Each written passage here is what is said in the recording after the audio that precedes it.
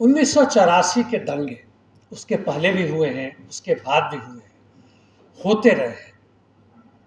काफ़ी विस्तार से हमारे साथियों ने बताया, हम बारंबार इसमें आ रहे हैं और इसके लिए मैं गदर पार्टी का तहे दिल से धन्यवाद देता हूँ। ठीक है, हम बाहर नहीं कर सके, अंदर ही कर रहे हैं।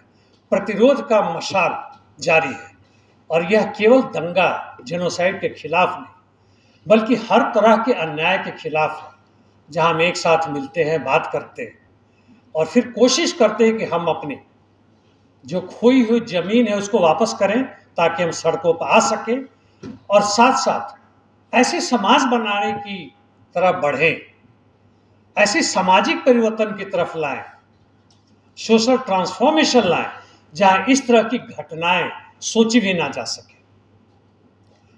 हमारे और साथी ने कहा था कि 1984 के गुनाहगारों को यदि सजा दी गई रहती तो फिर 2002 ना होता। हमारा दुर्भाग्य है कि 1984 का जो जेनोसाइड नरसंहार था वह प्रायोजित था। बहुत पहले से ना हो, लेकिन वह था, यह सत्ता ने करवाई थी।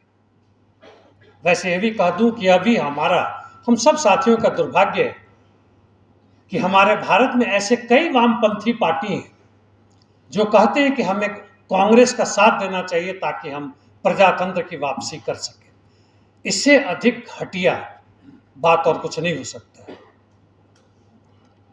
चलिए, तो मैं इसके आधार पर भी नहीं जाऊंगा कि क्या क्या हुआ 1984 में और उसके बाद के समय में। यदि हमारे साथी उस समय के तैयार रहते और मेहनतकश आवाम की एकता ना तोड़ी गई होती या हम ना टूटने देते, तो आज हम ऐसी परिस्थिति में ना होते। और वह कौन सी चीज है, क्या चीज है जिसके कारण हमारी एकता बिल्कुल खंडित हो गई? हम और हमारे साथी, हमारे मजदूर, हमारे किसान, अल्पसंख्यक भाई और जितने भी लोग हैं, खासकर स्त्रियां, इस तरह के हम आज उस हालात में ना पहुंचते जहां हमारी संस्कृति, हमारी सारी सोच बिल्कुल अवैज्ञानिक और तार्किक ही नहीं बल्कि घृणित स्तर पर पहुंच चुका है। आज यदि फिलिस्तीन के 3000 बच्चे मार दिए गए हैं तो वहां का एक समूह या हमारे देश का एक समूह जिससे कुछ भी लेना देना नहीं है, यदि लेना देना है तो एक ही वह था, मानवता का, इस पे खुश हो रहे हैं, सोशल मीडिया पर डाल रहे हैं कि उन आतंकियों को मारा हमने। इससे अधिक घटिया बात और क्या हो सकती है?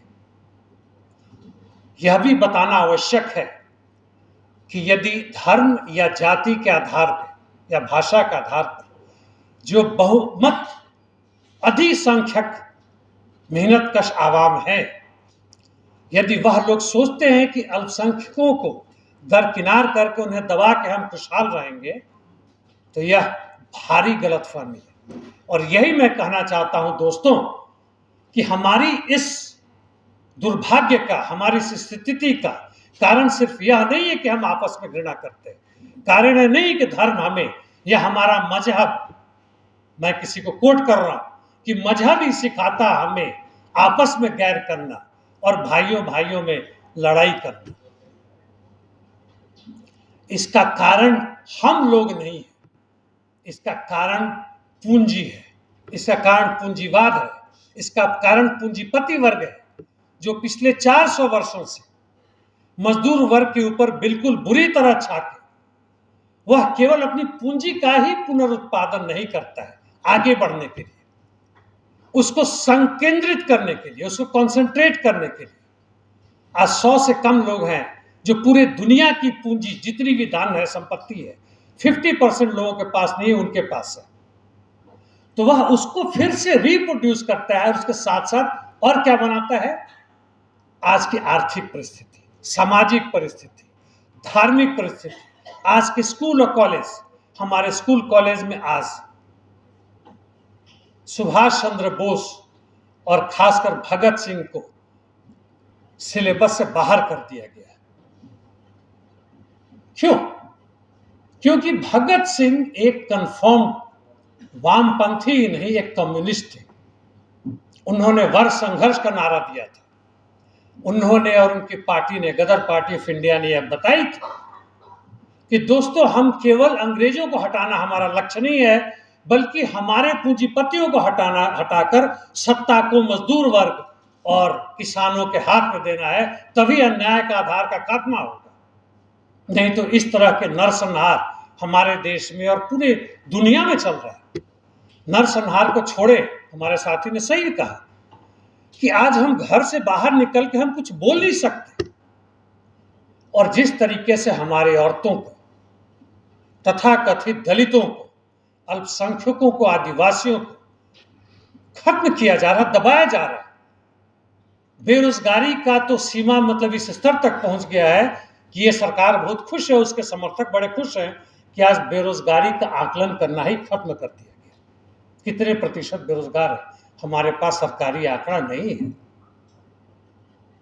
हमारी कोशिश केवल 1984, हमें पता है हम नहीं कर रहे हैं, या 2002 के ऊपर सांकेतिक विरोध करना ही नहीं है, बल्कि फिर से हमें उस खोई हुई जमीन को, ताकि हम मजदूर वर्ग और प्रताड़ित जनता को एक कर सके, हम फिर से एक क्रांतिकारी विचारधारा को अपने बीच में वापस ला सके, हम फिर से धर्म और जाति से परे, क्षेत्र से परे एक हो सके, और इन आतंकियों को जो हमें आतंकी आज बोल रहे हैं, उनका हम खात्मा कर सके, उसके आधार का खात्मा कर सके। और इसी की तैयारी में आज का खास महत्व है दोस्तों। बहुत ही दुखद है, वैसे हमारे साथी ने सिख धर्म के बारे में बताया। जब मैं छोटा था, पटना यूनिवर्सिटी का प्रोडक्ट, तो पहली बार मैंने देखा जब मैं आईएससी में था, उस समय 10+2 नहीं होता था, तो सिख आए पढ़ाने के लिए, हमें साइंस का कोई सब्जेक्ट था, तो मुझे बड़ा आश्चर्य हुआ कि अच्छा सरदार लोग पढ़ाई भी पढ़ाते भी हैं, क्योंकि मेरे नजर में था वो लड़ने वाले हैं। खैर समय आगे बढ़ा, जब मैं बाद में एक समय शिलोंग में था, वह दूसरी बार मुझे आश्चर्य हुआ जब देखा कि वहाँ एक बस्ती है सिख कम्युनिटी की जो सफाई का काम करते हैं। पहली बार मैंने उसे देखा, मुझे नहीं पता था, लेकिन अब तो खैर समय बदल चुका है और स्थिति भी बदल चुकी है काफी। और जो भी धर्म का आधार था, मैं किसी खास धर्म के बारे में नहीं बोल रहा हूं, उसके पीछे साम्राज्यवादी देश और पूंजीवाद की सत्ता, पैसे लगे हुए। तालिबान अपने आप नहीं बना, उसे बनाने में अमेरिकी साम्राज्यवाद और अंग्रेजी हुकूमत का हाथ है उसमें, उन्होंने उसे पैदा किया। अफगानिस्तान, जहां वहां की औरतें इस स्तर तक स्वतंत्र थी, जहाँ का ड्रेस एक घाघरा और शर्ट या पजामा कुर्ता टाइप होता था, मुझे शब्द नहीं मालूम है, याद है, आज वो बुर्के के अंदर चली गई है। मैं किसी धर्म का क्रिटिसाइज नहीं कर रहा हूँ, लेकिन वह 50 साल वहाँ के समाज पीछे जा चुका है।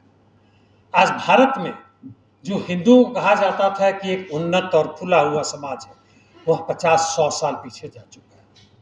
मैं ये नहीं मानता हूँ कि सारे आ चुके हैं, हो सकता है 20% ही, लेकिन उनकी सत्ता है। आज सारा का सारा इंस्टीट्यूशन, सरकार का हर अंग, तथाकथित प्रजातंत्र का हर स्तंभ, वह चाहे न्यायालय,